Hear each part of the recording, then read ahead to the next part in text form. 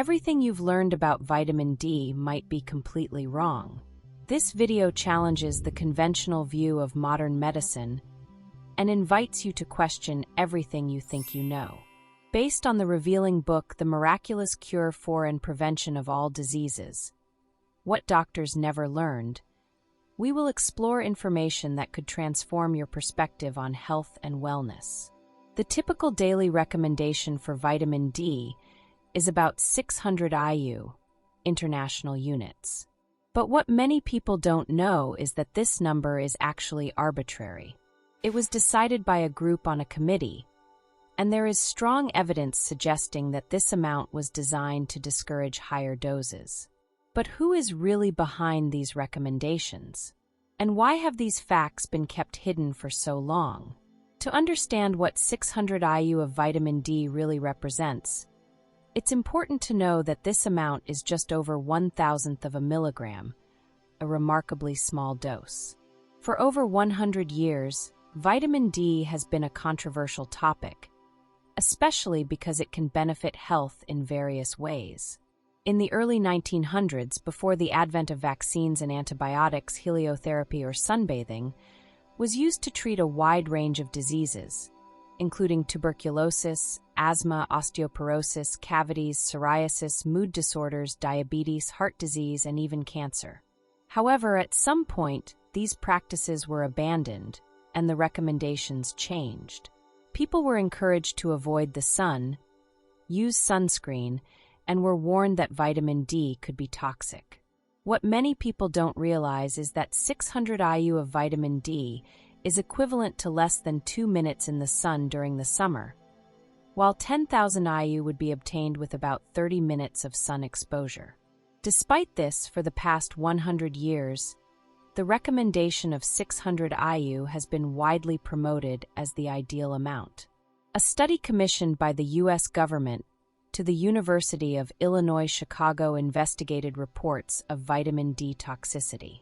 This study, which spanned several years and involved hundreds of doctors and patients, used doses ranging from 200,000 to 1 million IU of vitamin D. The results were surprising. No toxicity was found.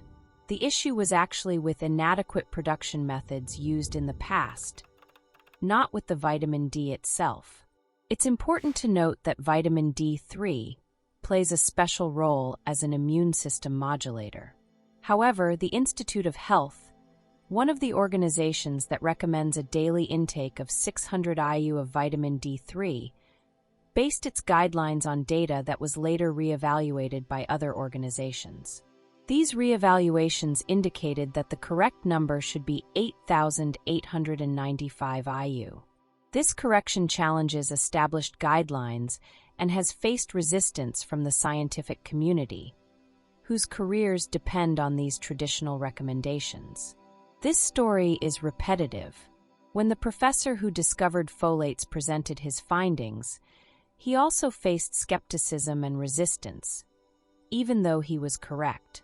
There is also an interesting correlation between latitude and the prevalence of diseases such as multiple sclerosis, breast cancer, and diabetes.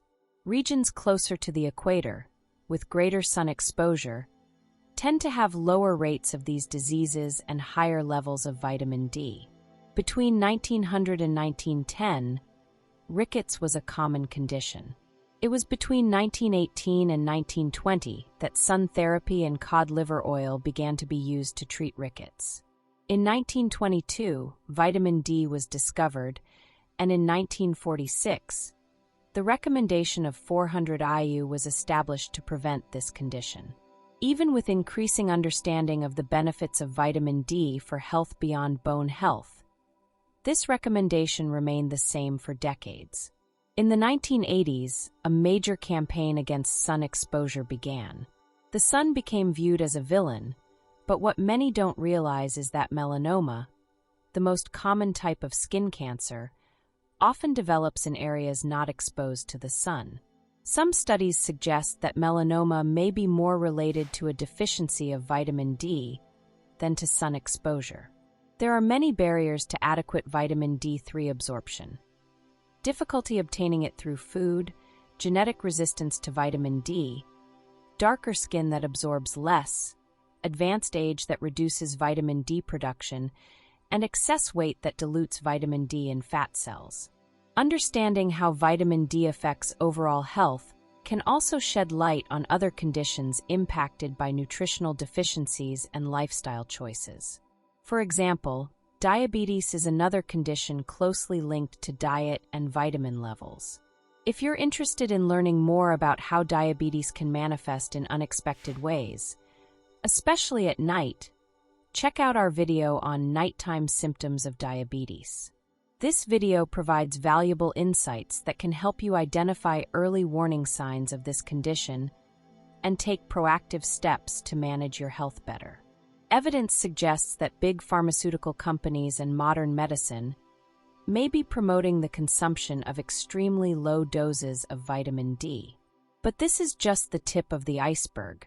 To fully understand all the details and depth of this story, the book The Miraculous Cure for and Prevention of All Diseases, What Doctors Never Learned, offers a complete analysis.